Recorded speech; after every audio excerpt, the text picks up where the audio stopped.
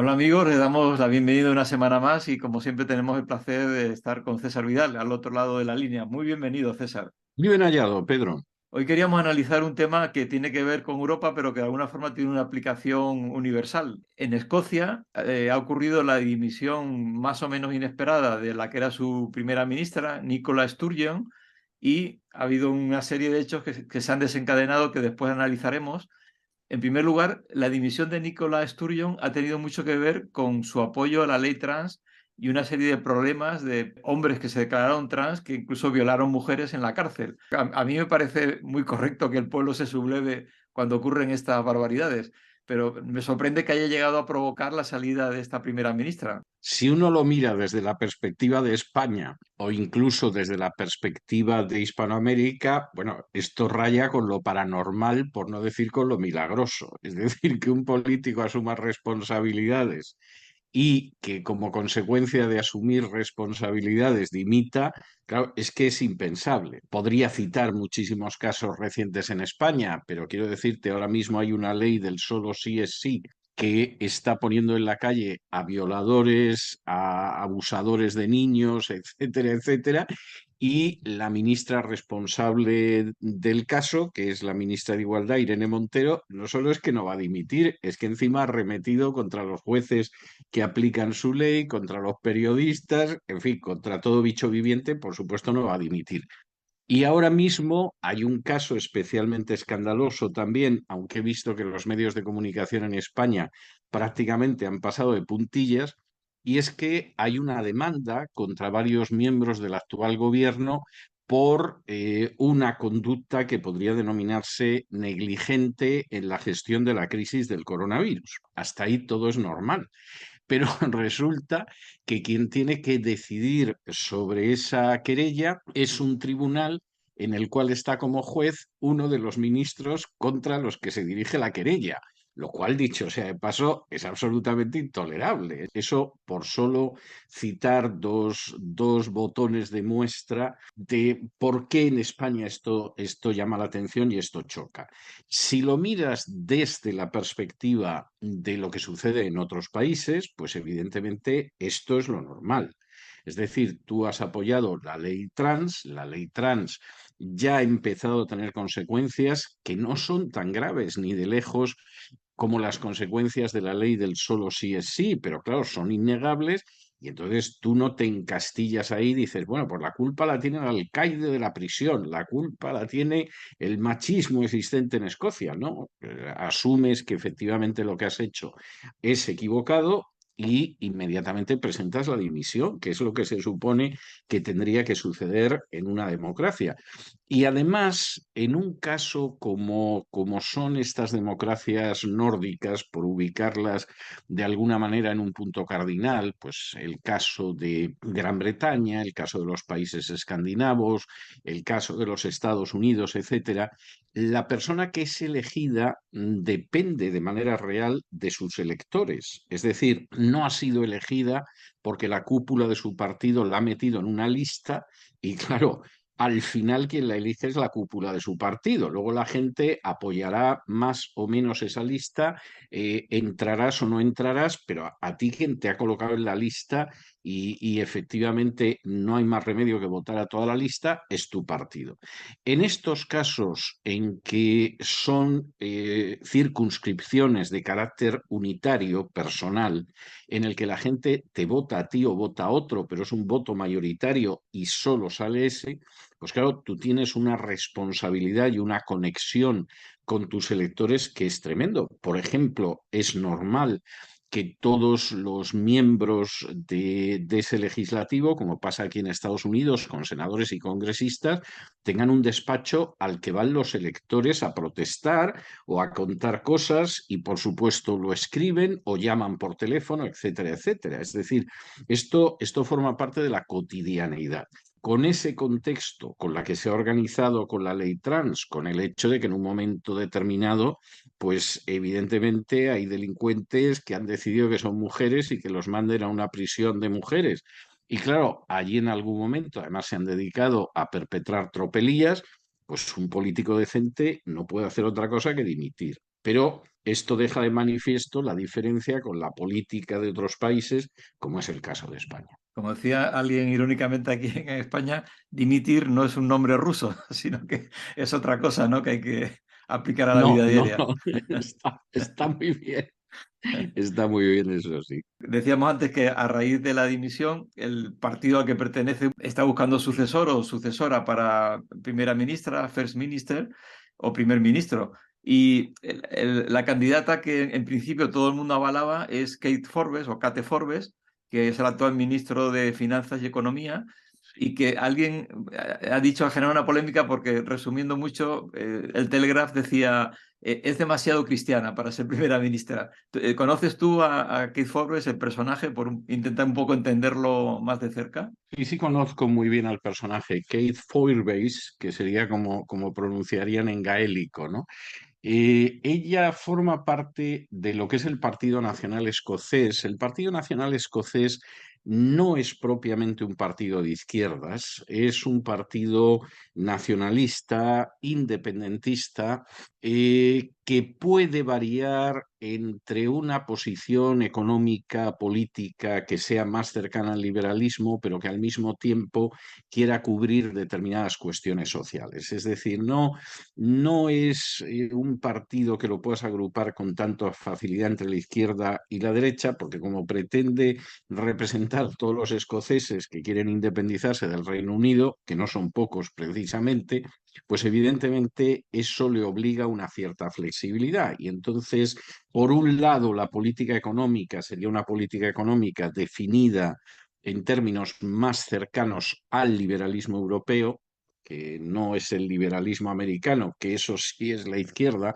sino el liberalismo europeo, pero que luego tiene bastante preocupación por cuestiones de carácter social. En el caso de ella es un personaje curioso, es decir, ese nacionalismo pues es un nacionalismo que de alguna manera viene cultivando desde muy jovencita, o sea, ella se educó en la India y en Escocia, pero en Escocia la mandaron además a una escuela donde la lengua que se hablaba es el gaélico. El gaélico es una lengua celta común a irlandeses, a galeses y a escoceses, y ella es una persona que efectivamente el gaélico lo debe dominar desde sus primeros años. Es una persona, y esto es enormemente interesante, que en un momento determinado trabajó para Oxfam en Escocia en cuestiones que tenían que ver con pobreza, desigualdad, etcétera. Después de eso estudió contabilidad, lo que le permitió trabajar en el Barclays, y a partir del año 2016 es cuando ella se dedica a la política, es elegida para el Parlamento escocés y en un momento determinado, además, en una, en fin, reestructuración o crisis ministerial, ¿no?, del gobierno escocés de Nicola Sturgeon, pues allá la nombran ministra de Finanzas Públicas y Economía Digital. Además, va a coincidir en un momento determinado con la crisis del coronavirus, crisis en la que ella va a quedar bastante bien, porque de hecho procura que se adopten una serie de medidas que haga aguantar mejor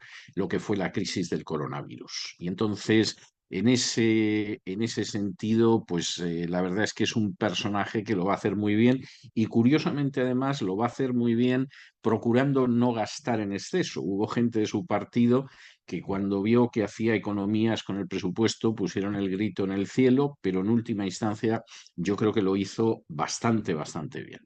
La persona que está al frente del gobierno escocés, de manera, a mi juicio, impecablemente democrática, presenta la dimisión por las razones evidentes de lo que ha sucedido y inmediatamente ella señala que quien tendría que ser su sucesora es Kate Forbes, que en última instancia, y aquí se produce el problema, es que es una miembro practicante de la Iglesia Libre de Escocia, que es una iglesia evangélica, de énfasis reformado, con una teología calvinista, para que la gente se aclare, pero que es una denominación que tiene posiciones, por ejemplo, contrarias al aborto, contrario al matrimonio homosexual, contrario al sexo fuera y anterior al matrimonio, es decir, mantiene una línea evangélica clásica, ¿no? No es que sean el ala ultraderechista de las iglesias evangélicas, ¿no? Mantiene una visión evangélica clásica que surge de la Biblia.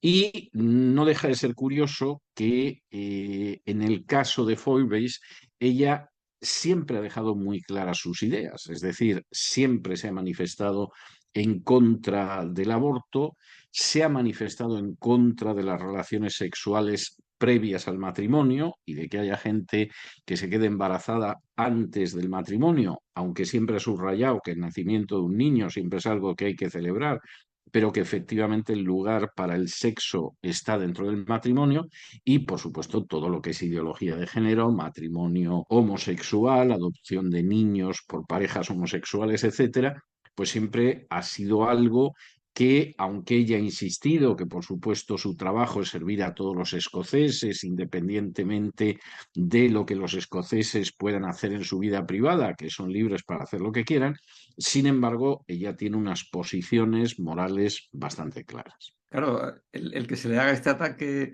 diciendo eso que es demasiado cristiana en el caso del Telegraph y otros muchos comentarios similares, llama la atención, por ejemplo, el alcalde de Londres, musulmán, nadie ha dicho que era demasiado musulmán para ser alcalde de Londres.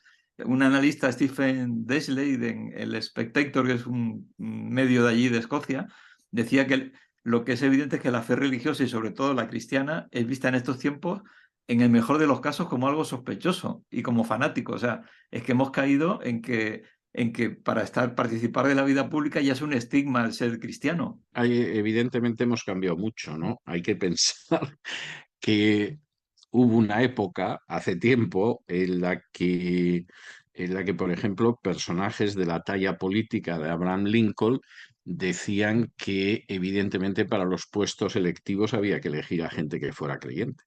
Es decir, que era gente que te podías fiar de que tenía unos ciertos principios morales, luego estaría o no a la altura de ellos, pero al menos se le suponía unos ciertos principios morales que lógicamente van a beneficiar al conjunto de los ciudadanos, ¿no? Bueno, pues de ahí a lo otro, evidentemente hemos ido muy lejos, pero tiene su razón de ser, no es simplemente una cuestión que esté vinculada con la secularización, que es lo que a muchos les gustaría leer. Tiene que ver con el hecho de lo que son los evangélicos. Yo recuerdo, no se me va a olvidar nunca, cómo inmediatamente antes del estallido de la crisis del coronavirus, en Colombia se celebró una especie de megaconcilio, de hipersínodo de todas las organizaciones gays de Hispanoamérica. Y en esa reunión, es una reunión enormemente interesante, porque claro, ahí funciona una internacional gay que a su vez forma parte de la agenda globalista. En esa reunión ellos llegaron a tres conclusiones de manera unánime. La primera era que la agenda globalista y en especial la ideología de género estaba parada. Es decir, habían gastado una cantidad de dinero enorme, se habían esforzado porque avanzara, porque fuera entrando en las legislaciones, pero evidentemente aquello estaba detenido en el conjunto del subcontinente, en el conjunto de Hispanoamérica, y eso no se podía negar. Ahí se había producido un frenazo y había que ver cómo se salía. La segunda conclusión a la que llegaron por unanimidad era que la culpa la tenían las iglesias evangélicas. Y aquí la reflexión que hacían era muy interesante porque decían, claro, nosotros nos hemos fijado en que la primera religión de Hispanoamérica es la Iglesia Católica y la Iglesia Católica no iba a ser un problema porque la cuestión no era si pactaría con nosotros, que eso seguro, sino cuánto nos costaría que pactara con nosotros. Y como además la Iglesia Católica tiene una estructura piramidal, tiene una estructura jerárquica, finalmente, cuando en lo alto de la jerarquía tocan el silbato, todos los católicos, aunque no les guste, aunque les enfade el Papa, aunque lo que sea, se colocan en fila y ellos van desfilando porque el sistema funciona así. El gran problema que tenemos con las iglesias evangélicas es que no hay jerarquía, no hay pirámide. De pronto, estos malditos evangélicos han salido debajo de las piedras. Es una organización, como dicen aquí en Estados Unidos, grassroots, es decir, de base, Y efectivamente han empezado a actuar y no hay manera de llegar a un pacto, a un acuerdo ni cosa parecida porque no existe esa disposición piramidal y jerárquica. Y nos han frenado una serie de iniciativas en distintos países, no solo de matrimonio homosexual, sino de aborto, etcétera, etcétera. Segunda conclusión ya muy significativa que hay que encajar con la historia de Forbes. Pero tercera, hay que destruirlos e infiltrarlos. Es decir, esta finalmente es la piedra que tenemos en el camino y esa piedra tenemos que pulverizarla e infiltrarla porque realmente es lo que nos está impidiendo alcanzar nuestras metas. En el caso de Kate Forbes, pues sucede exactamente lo mismo. Es decir, si esta señora, que además en términos económicos es una persona bastante sensata, es decir, está evitando que las cosas vayan hacia una política económica de izquierdas, que bueno, puede ser popular en un momento determinado, pero que al final acaba pagando la pobre gente los primeros. Es una persona competente en ese terreno, lo ha hecho bastante bien también en cuanto a la gestión del coronavirus, etcétera. Bueno, esta ahora preside el gobierno escocés, bueno, pues se va a cepillar la ley trans, va a seguir siendo contraria a una serie de cuestiones como el aborto, que es un negocio absolutamente extraordinario, y evidentemente hay que descalificarla. Y como la raíz de su oposición a todo eso es el hecho de que es evangélica, pues evidentemente vamos a decir que es demasiado cristiana. Es decir, si fuera una cristiana, pues qué voy a decir yo, como determinados políticos, pues como puede ser el caso del presidente del Ecuador, que es católico y es del Opus y luego, sin embargo, ha hecho muchísimo porque avanzara la ideología de género o la agenda globalista, pues no tenemos ningún problema en que diga que es cristiano, nos viene incluso muy bien. Pero claro, si es una persona de convicciones y tiene la idea que tiene sobre la sexualidad, y aparte de eso, la idea que tiene sobre la familia y la vida, pues es demasiado cristiana para nuestro gusto, ¿no? Última cuestión, a ver si te la puedo plantear bien. El mismo comentarista del Espectador, de Spectator, dice de Forbes, que él no es partidario ni mucho menos de político, dice que cualquiera que haya pasado tiempo con ella jamás podría pensar que es una fanática. Dice, es amable, respetuosa y no mira a la gente con rechazo como lo hacen muchos políticos hoy en día. Es decir, una persona que es tan respetuosa que ella dice que aunque no esté de acuerdo con su partido, pues asume que está en un partido y que aunque sus ideas que has mencionado no sean las del partido, ella va a ser respetuosa, aunque evidentemente intentará cambiar las cosas.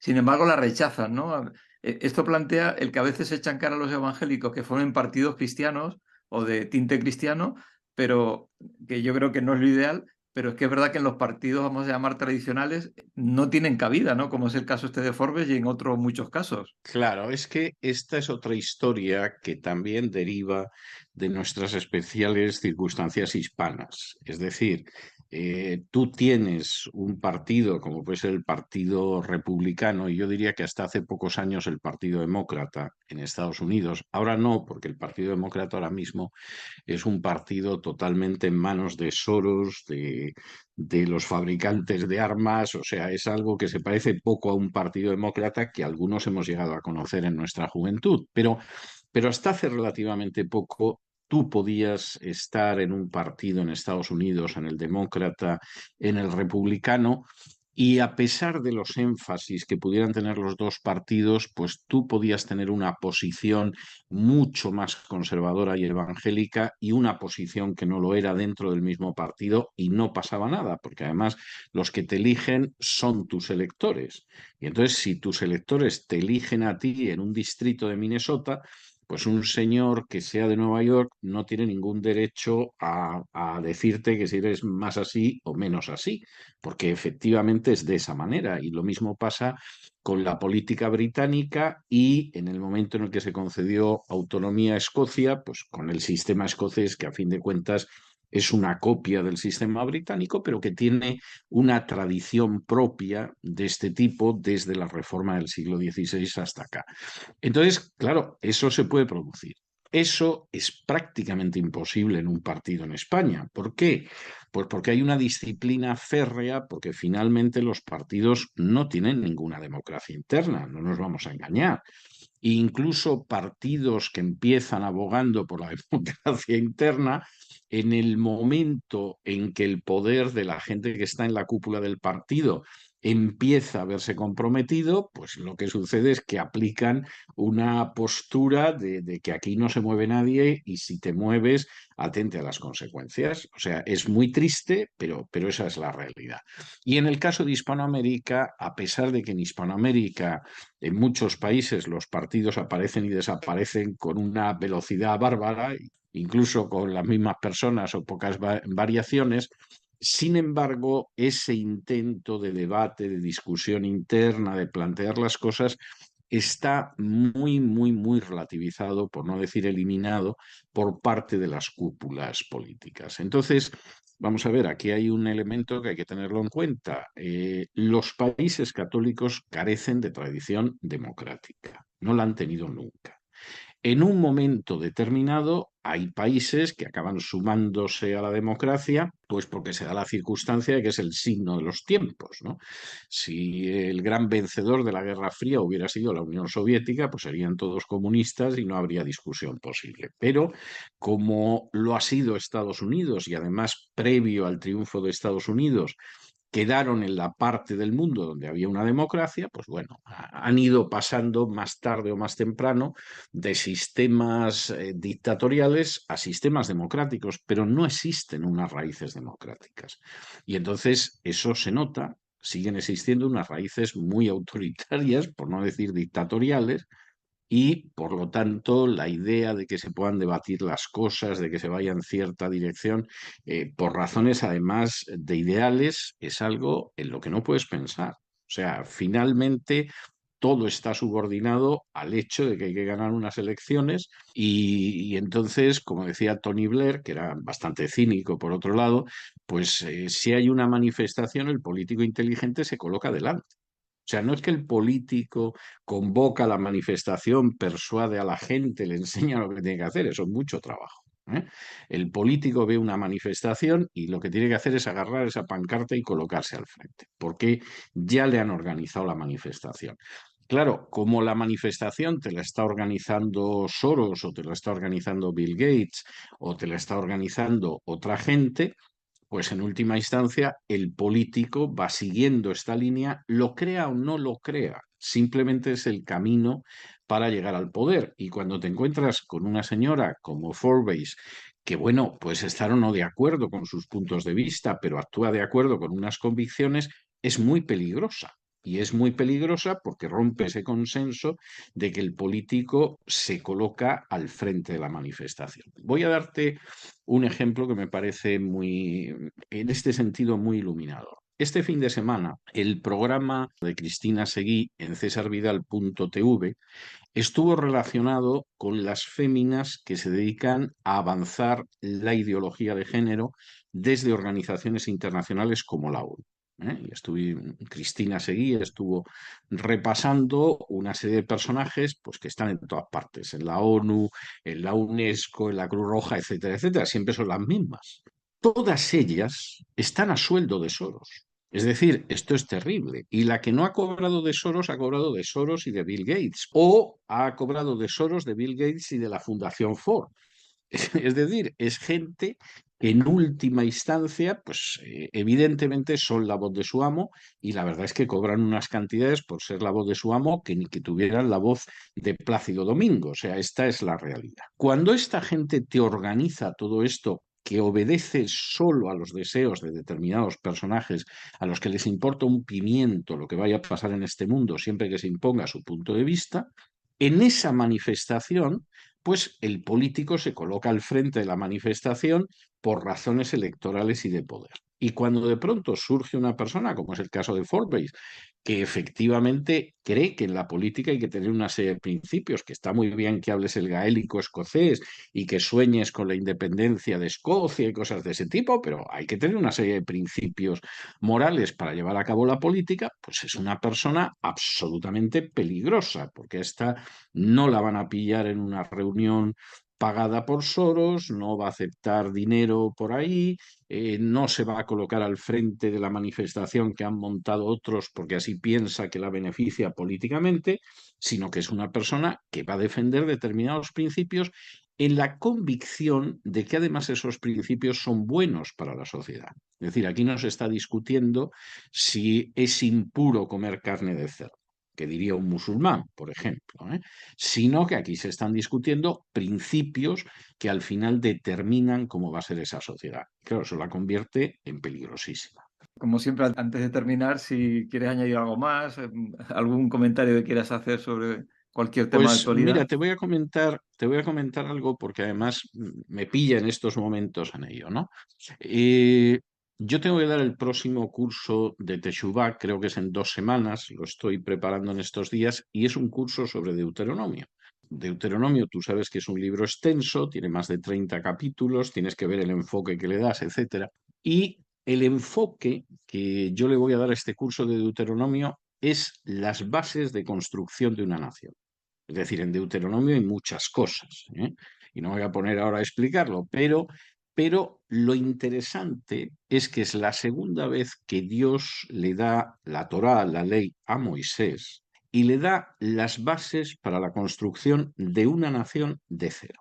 Y cuando tú vas viendo cuáles son esas bases para construir una nación, que curiosamente la primera base es la justicia independiente.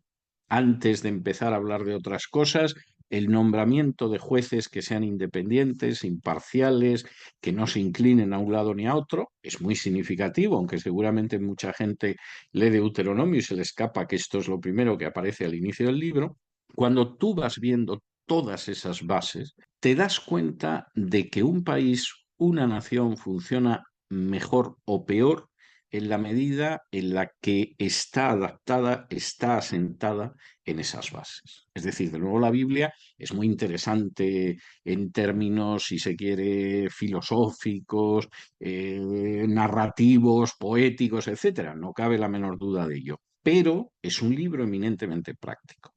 Y en un libro como el de Deuteronomio está apareciendo cuáles son esas bases en las que se sustenta una sociedad. Y ahí está el respeto a la vida, y ahí está el respeto a la propiedad privada, y ahí está el respeto a la familia, y ahí está el respeto a los menesterosos y los débiles, y ahí está el respeto a una justicia imparcial, etcétera, etcétera, etcétera. Cuando tú pierdes esos aspectos, en todo o en parte, bueno, pues puedes tener elecciones cada 4 años y puedes tener una pluralidad de partidos, etcétera, etcétera, pero el país es un país que se va a resentir enormemente de carecer de esa base moral. Y eso es algo que en el caso de Forbes pues es evidente y lo ve porque arranca de ese trasfondo evangélico al que ella pertenece, y hay otra gente que no se da cuenta y entonces va llevando a la sociedad dando tumbos en un sentido o en otro, hasta que finalmente, por utilizar una imagen de los profetas en la Biblia, pues esa sociedad que está borracha acaba tropezando y se queda tirada en el suelo. Y esta es una cuestión para pensarla, porque también en el fondo es la situación por la que está atravesando Kate Forbes. Es decir, la situación de la persona que, aparte de gestionar dinero, de elaborar un presupuesto, etcétera, es consciente de que determinados principios, en el momento en el que una sociedad se aparta de ellos, eso va a significar un desastre mayor o menor para esa sociedad. Más que interesante, desde luego. Es que parece que están narrando la actualidad, ¿no? Realmente más que una historia de hace 3.000 o Totalmente. 4.000 años, sí. Pues muchísimas gracias, César. Exacto. También a todos ustedes por habernos seguido hasta aquí. Como siempre, se despide Pedro Tarquis. Si quieren saber cómo acaba el debate sobre el primer ministro o ministra de Escocia, a final de marzo es cuando se decide. Y aquí nos despedimos de todos ustedes, deseando, como siempre, que Dios les bendiga.